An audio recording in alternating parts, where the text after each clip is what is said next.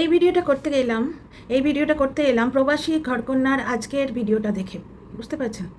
প্রবাসী ঘরকন্যা এত জ্ঞানের বাণী বলেন, প্রবাসী এইটুকু জানেন না যে ডিমের হাতে, এঁটো হাতে তুলসী গাছ ধরতে নেই, ডান হাতে ক্যামেরা ধরে বাঁ হাতে এরকম তুলসী পাতাকে, বোগেনভেলিয়ার ফুল আর তুলসী গাছ এক জিনিস। তুলসীকে আমরা নারায়ণ মানি, যার জন্য লক্ষ্মী পুজোয় তুলসী পাতা লাগে না। এত উনি জ্ঞানের বাণী দেন এবং দর্শকদের মোল্ড করার জন্য প্রতি মুহূর্তে সেই জিরে ফোড়ন দেওয়ার মতো দেশ কথাটা উল্লেখ করে দেন যে কি আজকে আমার টেস্ট করাতে হবে, ওই জন্য আজ আমার খুব খিদে পাচ্ছে। তারপরেই দেখলাম একটা ইংলিশ ব্রেকফাস্ট নিয়ে বসলেন। দেশকে মিস করলে রুটি তরকারি খেতে পারেন। তো উনি যে ব্রেকফাস্টটা খাচ্ছেন ওটা আমরাও খাই, টোস্ট খেতে আমিও খুব ভালোবাসি, আমুল বাটা দিয়ে টোস্ট। ছেলে খায় তোমার, আমরা অনেকেই খাই, ছেলে খায় তোমার কী বলে ব্ল্যাক পেপার দিয়ে, আমি খাই চিনি দিয়ে। তো উনি বললেন যে টেস্ট মানে কোনো মেডিকেল টেস্ট আছে, ওই জন্য ওনার খেতে পাচ্ছে। সেই টেস্টটা যেমন ধরো সুগারের টেস্ট, এগুলো খালি পেটে করতে হয়, তাহলে সেই টেস্টটা করিয়ে এসেই কিন্তু কী খাচ্ছেন, কিন্তু এমনভাবে এডিটিংটা করা হচ্ছে যেন যখন বলছেন খিদে পাচ্ছে তখনই খেতে বসলেন। খিদে পাচ্ছে, ওখানে একা একা খাচ্ছি, এই সময় দেশে ফোন করব। মেজো জায়ের ভিডিও থেকে, কথা থেকে আমরা জানতে পেরেছি, যখন রিমি রূপা প্রবাসীর বাড়ি গেছিল, মেজো জা বলেছিল যে আমরা তো ওদের ফোন নাম্বার জানি না, মানিক ফোন করলে জানতে পারি। এবং প্রবাসী বারবার বলছেন যে আর আসা হবে কিনা জানি না, কারণ কি শাশুড়ির কে উনি পছন্দ করেন না, এটা জানাই যায়। বন্ধুর মা এলো কি আপ্যায়ন, ওই জিনিস শাশুড়ির জন্য কোথায়? আচ্ছা, তোমরা যারা ওর ব্লগ অনেক দিন ধরে বলছেন, দেখছেন, তারা একবার একটা কথা বলবেন তো, মানিকদার মা কি কোনো দিন ওখানে এসছিলেন? বন্ধুর মা তো আসতে পারে, ওনার নিজের মা নিখাত আসবে। তা মানিকবাবুর মা কি এসছিলেন? তারপরে উনি স্যামন ফিশের যখন বর্ণনা দিলেন যে এই ফিশটা একটু বেক করে খেলে ভাল লাগে, বেক কথাটা যখন উনি উচ্চারণ করছেন, ওনার কি শাশুড়িকে পোড়ানোর জন্যে বেক করা চুল্লির দিয়েছিলেন, উদাহরণ দিয়েছিলেন, কন্ট্রোভার্সি চাইবার জন্য। ওনার মনে পড়লো না সেটা, আমার কিন্তু মনে পড়ে গেল যে স্যামন মাছ যেভাবে বেক করে ঠিক সেইভাবে শাশুড়িকে পোড়ায়, এই জিনিসটা উনি বুঝিয়েছিলেন মেহাকে। মেহা ভেতর ট্রমাটাইজ হয়ে যায়নি? তাহলে একজন ভালো মানুষ হওয়ার দরকার। উনি বললেন মেহা আজকে একটা কাইন্ড হার্টে দিয়ে এটার অ্যাওয়ার্ড পেয়েছে। অ্যাকচুয়ালি এটা আমাদের সিবিএসসিতেও আছে। সিবিএসসিতেও যখন রেজাল্ট দেবে বা মাঝে মাঝেই কিছু ক্রাইটেরিয়া আছে, বা যে স্টুডেন্টের সঙ্গে যেটা ম্যাচ করছে, আমরা ক্লাস টিচাররাই বলে দিই। প্রজ্ঞা বলে একটি মেয়ে ছিল, প্রচণ্ড চুপচাপ থাকে, প্রচণ্ড, বুঝতে পারছো, তার সঙ্গে মানে ম্যাচ করে এমন একটা দিয়ে তাকে ক্লাসে ওইভাবে, এটা অ্যাওয়ার্ড ঠিক নয়, এটা অনুষ্ঠান টাইপের হয়, একটা ছোট্ট এরকম টোকেন টাইপের একটা দেওয়া হয়, তাতে হয়তো একটা ভালো দামি চকলেট আছে, এর বেশি কিছু থাকে না। অতগুলো ক্লাসের বাচ্চা দেওয়া হয় আমাদের এখানে সিবিএসসিতে। তো ওই জিনিসটা উনি বিশাল প্রেস্টিজিয়াস অ্যাওয়ার্ড বলে ছেড়ে দিলেন, এবং এটা জাস্ট একটা রুটিন সেরেমনি, রুটিন জিনিস। আমাদের এখানে হচ্ছে আজকাল ভালো বড় স্কুলে, ডিপিএস টাইপ স্কুলে হয় এই জিনিসটা, প্লাস ওটা তোমাদের রেজাল্টেও লিখতে হয়। সিবিএসসিতে এতখানা, যারা সিবিএসসিতে পড়াও বা ছেলেমেয়েরা পড়ে তারা জানো, এতখানা তোমাকে উপরে লিখতে হয়। রেজাল্ট লিখতে গেলে কালঘাম ছুটে যায়। 40টার বাচ্চা তুমি যদি ঠিক এতটা করে কমেন্ট লেখো রেজাল্টে, তাহলে সে ক্লাস টিচারের কী অবস্থা হয়? এইবার উনি সেটা বাড়িয়ে চড়িয়ে বললেন, এবং পরে মানিকবাবু এসে বললেন যে হ্যাঁ, ওর কাছে ভাই যা চাই দিয়ে দেয়। এটা ঘটনা হতেই পারে। মেয়েটা খুবই চুপচাপ এবং মানিকবাবুর ধরনের। কারণ কি, প্রবাসী কীভাবে বললো, একটু দজ্জাল বা ডমিনেটিং নেচার কিন্তু আছে। এইবার তুমি যদি আবার ফোন নিয়ে বসো, আমি ফোনের জল ঢেলে দেবো। যারা আমার ভিডিও দেখছো, আমি তো বাবার জামাই আমার হাজব্যান্ডের ফোনে জল ঢেলে দেবো, এই ধরনের কথাবার্তা বলতে পারিনি। ইন্টেনশন যাই হোক, এবং ওনার ডমিনেটিভ নেচার, ওনার শাশুড়ির যখন মৃতদেহ বিক্রি করছিলেন উনি ডলার কামানোর জন্য, তখন উনি ডলার বিক্রি বা ডলার লোভী নেচারটাও বার করেছেন, এবং এতে ওনার স্বামীর হয় সায়ে আছে, নয়তো উনি অত্যন্ত ডমিনেটিং।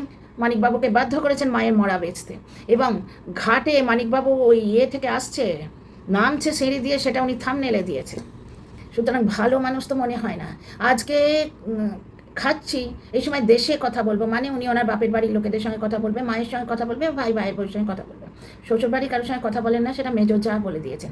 এবং শাশুড়ি মারা যেতে উনি রিলিভড হয়েছিলেন, কারণ বাড়িতে গেলেও মানিকবাবু শ্বশুরবাড়িতে থাকতেন না। এবং কীরমভাবে বলছে প্রবাসীর মা, মানিক আমাদের এত ভালোবাসে, দেশে এলে পুরো 1 মাস আমাদের সঙ্গে থাকে। তার মানে মানিকবাবু নিজের মাকে ভালোবাসেন না? প্রবাসীর মা কিন্তু নিজের ছেলে মেয়ে গোষ্ঠী শুধু বেশ আগলে আছেন। একটি মা হয়ে একটি মায়ের সম্বন্ধে এরকম কথা বলছেন, এবং উনি প্রবাসী মা, সেই মানে বুঝতেই পারছো। সুতরাং শাশুড়ির প্রতি যে ব্যবহার দেখেছি, তাতে ভালো মানুষ মনে হয় না। ভালো মানুষ কি মন্দ মানুষ বয়ে গেল, আমি জাজ করতে যাচ্ছি না তো, আমি ব্লগটাকে জাজ করছি। উনি দেখালেন যে এই সময় বাড়িতে কথা বলবো বা চুপচাপ বসে থাকবো, ঠিক আছে, ওটা অনুভূতি। এটা প্রত্যেকের, আমাদেরও এক এক সময় মনে হয়।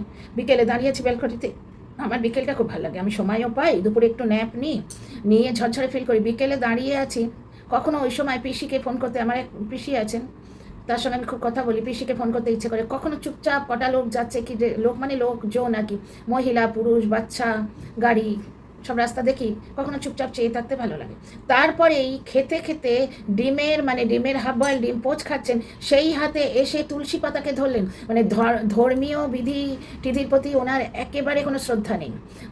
শাশুড়ির শ্রাদ্ধেও দেখবে উনি একবার হেসে ফেলেছিলেন, ক্যামেরায় সেটা ধরা পড়েছে। শাশুড়ির শ্রাদ্ধে আজকে প্রথম সিঁদুর পড়লাম বলে শ্রাদ্ধ হচ্ছে, শ্রাদ্ধ অনুষ্ঠান হচ্ছে, ওখানে গয়াং গচ্ছ কাশিং ব্রজ বলে শ্রাদ্ধের মন্ত্র পড়ছে, উনি পেছনে ক্যামেরা কনসাস আবার এরকম করে দেখাচ্ছেন আজ প্রথম সিঁদুর পড়লাম। যে মানুষ ওয়েস্টার্ন ড্রেস পরে তার সিঁদুরের প্রতি কি সেই ক্রেজ আছে তোমার আমার মতো? আমিও তো পড়ি, কিন্তু সব ড্রেসের সঙ্গে পড়ে না। বা বেঙ্গলে যেরকম পড়া হয় শাড়ির সঙ্গে, বুঝতে পারছো, সেরকমভাবে উনি পড়েন না, সিঁদুরের ওনার সেই ক্রেজটা নেই। অনেকটাই ওনার অতি নাটকীয় এবং মুখোশের ব্যাপার আছে। ডিমের হাতে এসে তুলসী পাতা ধরছেন, মানে তুলসী নারায়ণ, সে সেন্স নেই, সে বোধ নেই। প্লাস একবার কি হয়েছে, ইয়েতে হরিদ্বারে গেছি, আমার পাশে এক ভদ্রমহিলা পা দিয়ে গঙ্গা জলে এইরকম করছিল, বুঝতে পারছো, পা দিয়ে যেরকম পা দিয়ে করে নর্মালি মেয়েরা, সঙ্গে সঙ্গে ওইখানে হরিদ্বারে কিছু পান্ডা টাইপস করে তারা দৌড়ে এসে বলছে এটা গঙ্গা নদী, যে সে নদী নয় যে আপনি পা দিয়ে এরম করছেন। ওটা একটু অদ্ভুত লাগে। আমরা যখন গঙ্গা জলে নামবো পাটা তো মাথায় নিয়ে নামছি না, পা নিয়েই নামছি, তো পা দিয়ে আপনি এমনি করছেন কেন বললো আমার সামনে, আমি পাশেই দাঁড়িয়েছিলাম শিকল ধরে। তো একটা মান্যতা আছে, বুঝলে। আজকে বাঁহাতে ধরে উনি শ্রদ্ধাবান যদি হতে, তার শ্রদ্ধাবতী যদি হতেন, তাহলে বাঁ হাতে ক্যামেরা ধরে ডান হাতে তোমার তুলসী পাতাটা ধরতেন, এবং উনি ডিমের হাতে বাঁ হাতে এরকম করে টোস্ট খাচ্ছেন, ওই জন্য ওই হাতে ক্যামেরা ধরেননি। তাহলে ক্যামেরা ওনার কাছে বেশি ইম্পর্টেন্ট, কারণ ওটা ডলার দিচ্ছে। উনি ভালোভাবে একটি শুধুমাত্র পয়সার দিকে নজর রাখা মানুষ। অর্জুনের আঁখের মতো, অর্জুন যেমন পাখির চোখটুকু শুধু দেখেছে তীরছোনার মতো, এই প্রবাসী কিন্তু শুধু ডলারের দিকে তাকিয়ে থাকে। আর ছেলে মেয়েদের একটা ভালো মানুষ হতে হবে। উনি শাশুড়ির মরা বিক্রি করে বাচ্চাদের কি শেখালেন? যে পয়সা কামানোটা দরকার হলে মায়ের মৃতদেহ বেঁচে দেবে। বাবা মা মিলিতভাবে এই জিনিসটা করেছে। মেহাজ যখনই কেক বেক চুল্লি দেখবে ওর মনে হবে না ওর কাছে ঠাম্মি, এর কাছে বডি হয়ে গেছে। শাশুড়ির ঘাম উনি প্রিয় দেখাচ্ছেন, কিন্তু ওনার কাছে শাশুড়ি বডি হয়ে গেছে। আর প্রবাসীর মা তো এত খুশি যে শাশুড়ি মধ্যেই কবিতা বলছিল, শ্রাদ্ধ বাড়িতে দাঁড়িয়ে কবিতা বলছিল, এবং ওই যে শাশুড়ির সোনা বাঁধানো ওটা ওদের আগে ভাগেই ঠিক হয়ে আছে। বারবার প্রবাসী বলছেন শ্বশুর বাড়িতে আর আসা হবে না, কারণ কি ভাগাভাগি হয়ে গেছে।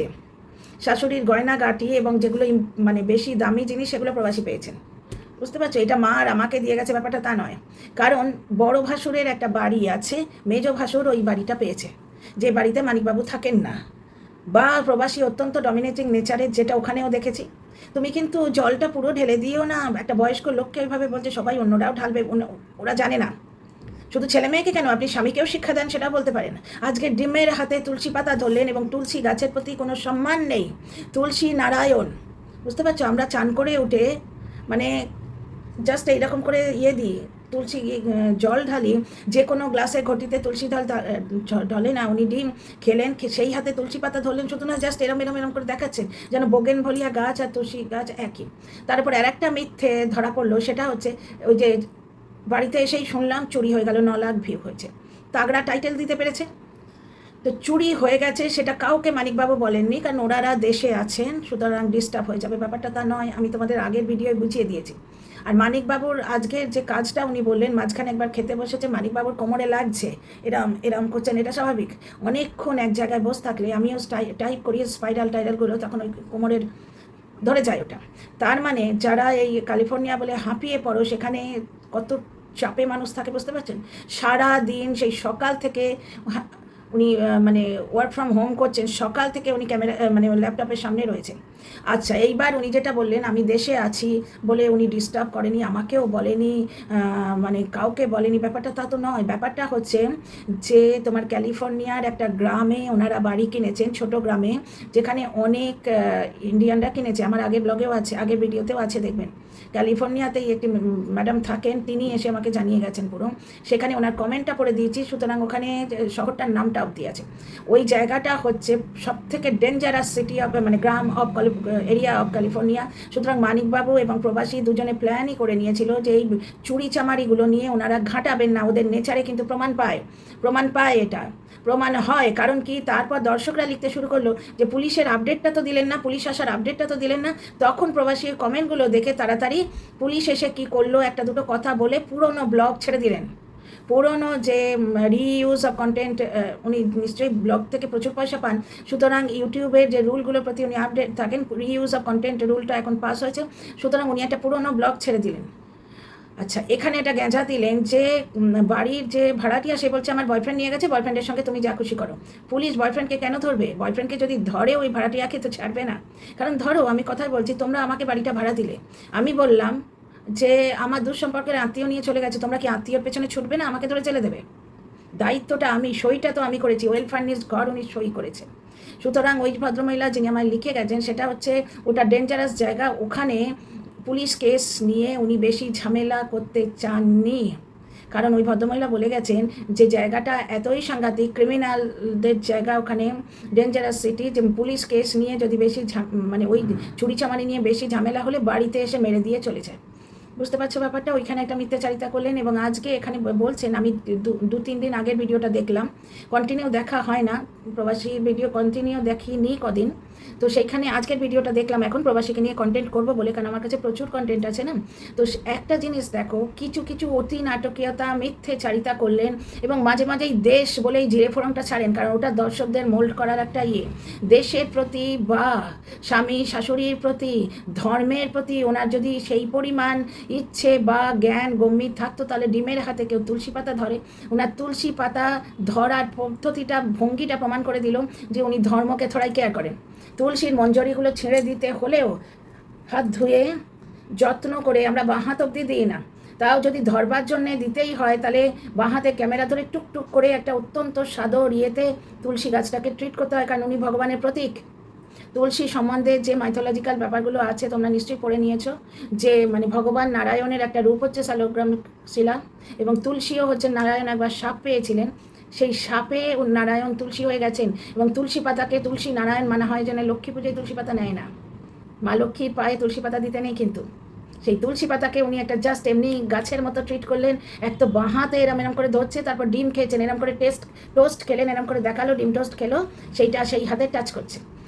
তো তারপরে ওনারা সেই আগে যেরকম শাশুড়ির ঘামটা বড্ড প্রিয়, সোনাটার প্রতি আমার কোনো ইয়ে নেই, শাশুড়ির ঘাম প্রিয়, যে শাশুড়িকে বেঁচে থাকতে স্বামীর কাছে ধারে কাছে খেঁচতে দিত না।